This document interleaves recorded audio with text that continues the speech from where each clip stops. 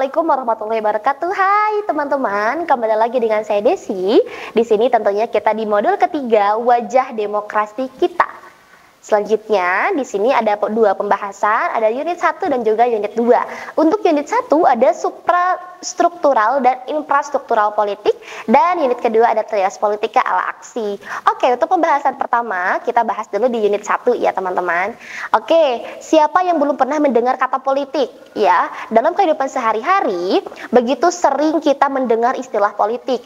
Media cetak dan media elektronik juga sangat banyak sekali hiruk pikuk penuh dengan berita politik, apalagi pada saat menjelang pemilihan umum. Nah, secara sederhana dapat dikatakan bahwa politik adalah segala sesuatu yang berhubungan dengan negara maupun proses pengambilan keputusan ketatanegaraan. Selanjutnya, apa itu tujuan politik? Mengingat bahwa politik adalah segala sesuatu yang menyangkut kekuasaan dalam mengatur kepentingan dan kebaikan rakyat secara keseluruhan, maka tujuan politik ini tidak lain adalah mengusahakan agar kekuasaan dalam masyarakat dan negara diperoleh, dikelola, dan diterapkan secara baik. Tentunya yang dimaksud secara baik dalam hal ini adalah sesuai dengan prinsip dasar ketatanegaraan suatu negara. Infrastruktur politik adalah segala sesuatu yang berhubungan dengan kehidupan lembaga-lembaga kemasyarakatan yang dalam aktivitasnya dapat mempengaruhi baik langsung ataupun tidak langsung kepada lembaga-lembaga kenegaraan dalam menjalankan fungsi serta kekuasaannya masing-masing. Nah, infrastruktur politik dalam kehidupan berpolitik masyarakat memiliki fungsi antara lain sebagai berikut. Yang pertama, sebagai pendidikan politik untuk meningkatkan pengetahuan politik rakyat dan agar mereka dapat berpartisipasi secara maksimal dalam sistem politiknya. Sesuai dengan pemahaman demokrasi atau kedaulatan rakyat, rakyat harus mampu menjalankan tugas partisipasinya. Selanjutnya, yang kedua, ada mempertemukan kepentingan yang beraneka ragam dan nyata di hidup masyarakat. Masyarakat mempunyai pandangan, pendapat, dan kepentingan yang berbeda-beda tergantung pada keadaan dan lingkungan yang mempengaruhinya. Nah, pendapat, aspirasi, pandangan yang berbeda-beda tersebut diusahakan dapat ditampung dan digabung dengan aspirasi dan pendapat yang senada. Selanjutnya, yang ketiga ada sebagai agresi kepentingan, yaitu menyalurkan segala hasrat atau aspirasi dan pendapat masyarakat kepada pemegang kekuasaan atau pemegang kekuasaan yang berwenang agar tuntutan atau dukungan menjadi perhatian dan menjadi bagian dari keputusan politik. Kemudian yang keempat ada menyeleksi kepentingan dengan menyelenggarakan pemilihan pemimpin atau calon pemimpin bagi masyarakat. Penyelenggaraan seleksi ini dilakukan secara terencana dan teratur berdasarkan hukum kemasyarakatan dan norma serta harapan masyarakat. Nah, kemudian yang terakhir, sebagai komunikasi politik dengan menghubungkan pikiran politik yang hidup dalam masyarakat, baik pikiran intragolongan, institusi asosiasi, ataupun sektor kehidupan politik masyarakat dengan sektor pemerintahan. Kelima fungsi tersebut sering disebut dengan nama fungsi input. Nah, kemudian sekarang kita akan bahas partai politik. Partai politik ini adalah kelompok yang terorganisir yang anggota-anggotanya mempunyai orientasi, nilai-nilai, dan cita-cita yang sama. Kemudian, lebih lanjut tujuan daripada politik adalah untuk memperoleh kekuasaan politik dan merebut kedudukan politik dalam pemerintahan. Partai politik ini adalah sekelompok manusia yang terorganisir secara stabil dengan tujuan merebut dan mempertahankan penguasaan terhadap pemerintahan bagi pimpinan partainya, dan berdasarkan penugasan ini memberikan kepada anggota partainya kemanfaatan yang bersifat ideal maupun material.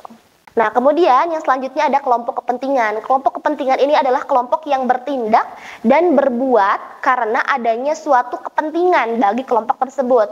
Kelompok kepentingan ini dapat dipahami sebagai suatu organisasi yang terdiri dari sekelompok individu yang mempunyai kepentingan-kepentingan, tujuan-tujuan, keinginan-keinginan yang sama. Mereka melakukan kerjasama untuk mempengaruhi kebijakan pemerintah demi tercapainya kepentingan-kepentingan, tujuan-tujuan, dan keinginan-keinginannya tersebut. Selanjutnya, sebagai contohnya, kelompok kepentingan ini adalah kelompok buruh. Mereka berkumpul dalam berbagai macam organisasi perburuhan di Indonesia. Salah satu kepentingannya adalah menolak pemutusan hubungan kerja melalui demonstrasi. Selanjutnya, ada kelompok kelompok penekanan. Kelompok penekanan ini adalah suatu kelompok dalam masyarakat yang melakukan suatu tindakan yang bertujuan untuk membuat pemerintah melakukan segala sesuatu sebagaimana yang mereka tuntutkan. Kelompok penekanan ini sangat penting peranannya di dalam negara demokrasi.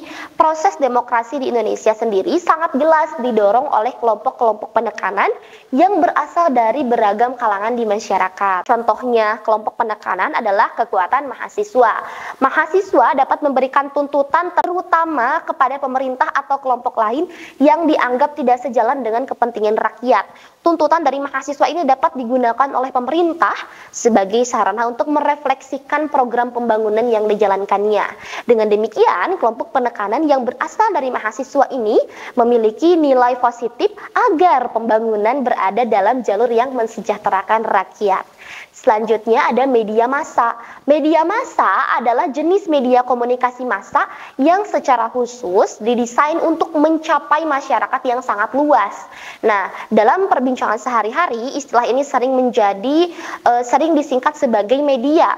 Media massa modern antara lain berbentuk koran, majalah, tabloid, radio, televisi, film layar lebar, dan lain sebagainya. Media massa dibedakan antara lain media cetak dan juga media elektronik. Namun, keduanya yang terpenting adalah menjadi sumber informasi bagi masyarakat dan untuk menyalurkan gagasan untuk konsumsi umum. Pada umumnya, media ini mempunyai 4 fungsi bagi masyarakat. Yang pertama ada fungsi pengawasan, yaitu sebagai penyedia informasi tentang lingkungan. Yang kedua sebagai fungsi penghubungan, di mana terjadi penyediaan pilihan solusi untuk suatu masalah. Yang ketiga ada fungsi pentransferan budaya, adanya sosialisasi dan pendidikan. Kemudian yang keempat fungsi hiburan, baik yang berfungsi positif maupun negatif. Jadi kita harus bisa memilahnya ya teman-teman. Baik, terima kasih. Itu saja materi yang dapat saya sampaikan. Terima kasih. See you di unit kedua. Wassalamualaikum warahmatullahi wabarakatuh. Kunjungi sosial media lainnya seperti website kami di pkbmalfata.com, Facebook PKB Malfata Mananjaya, Instagram PKB Malfata Official.